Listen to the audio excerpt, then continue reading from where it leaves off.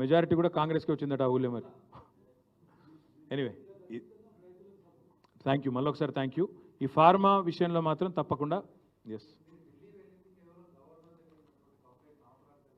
ఈమని భయ్ నేను వద్దన్నా, నేను మళ్ళీ ఇన్నిసార్లు చెప్పాలి అదే ముచ్చట. అది కాదు, నేను ఒక్క మాట అడుగుతా రాకేష్, నేను పోయి కేంద్ర మంత్రిని కలుస్తానేమో బీజేపీలతో కాళ్ళబేరాలి. మరి నువ్వు గవర్నర్ కూడా బీజేపీడే కదా, నువ్వు గవర్నర్ కలవచ్చు కానీ నేను కేంద్ర మంత్రిని కలవద్దా? అంటే నువ్వు గవర్నర్ కలిస్తే కూడా బీజేపీతో కాళ్ళబేరానికి పోయినావా? నేను అడుగుతున్నా.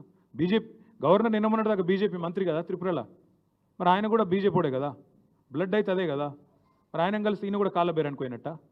అయ్యా అదానీని కాళ్ళు ఎందుకు మొక్కిరు చెప్పుర్రి, అదానీ కాళ్ళు మొక్కి మీరు ఈడీ రైడ్ల సంగతి ఏందో చెప్పు. అది చెప్పు భయ్, నా మీద ఏ ఎంక్వైరీ చేస్తావు వేసుకో. నేను చెప్పిన ఇంకా మీ ప్రెస్ కూడా దయచేసి ఒక్కసారి, నేను మలేషియా పోయినో లేదో కూడా చూసుకోవాలి కదా భయ్. మీరు పోకముందే పోయిండని రాస్తే ఎట్లా? మీరు మా అన్న పోయిండు, నేను పోలే.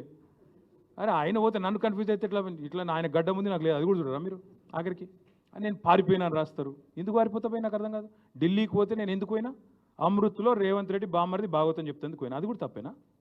పక్కా బామ్మర్దుల భాగవతాలు, అల్లుళ్ళ భాగవతాలు, రేవంత్ రెడ్డి గారి అన్నదమ్ముల భాగవతాలు, కొండల్ రెడ్డి, తిరుపతి రెడ్డి, జగదీష్ రెడ్డి, అనుముల కుటుంబం యొక్క కుంభకోణాలు, గొలుగూరి కుటుంబం కుంభకోణాలు, ఇవన్నీ బయట పెడతానే ఉంటాం. మీరు రాస్తూనే ఉండరు దయచేసి. మీరు రాసుడు బంద్ చేయకూరి. Thank you.